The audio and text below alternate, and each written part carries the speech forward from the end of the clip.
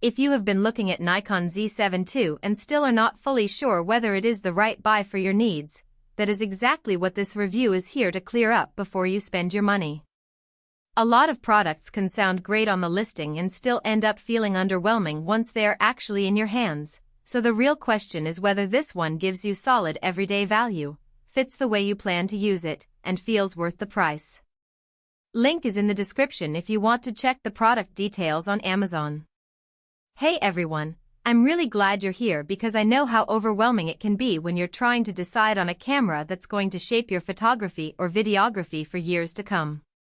Whether you're stepping up from a crop sensor or moving from an older full-frame body, the last thing you want is to invest in something that doesn't grow with you or worse, holds you back when you're trying to capture that perfect shot.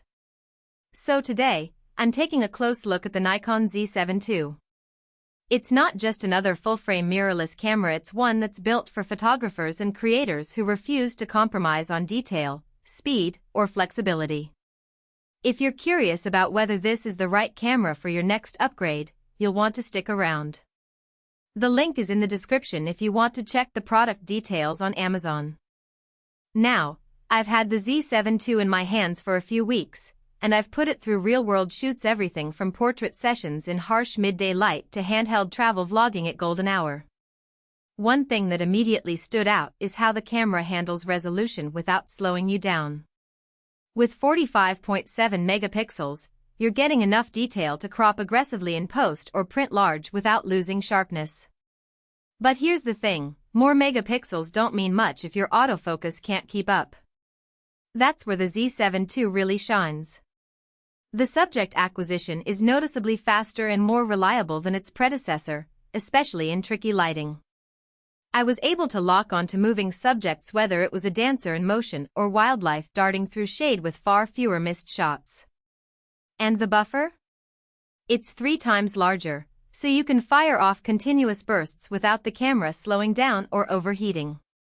That's huge if you're shooting events, sports, or even just kids running around. Another thing that impressed me is the lens compatibility. Nikon Z mount is still growing, but it already accepts a wide range of NIKKOR Z lenses, including some fantastic primes and zooms that take full advantage of the sensor. I used the 24-70mm f/2.8s and the 50mm f/1.8s during my testing, and both delivered crisp, rich images straight out of the camera.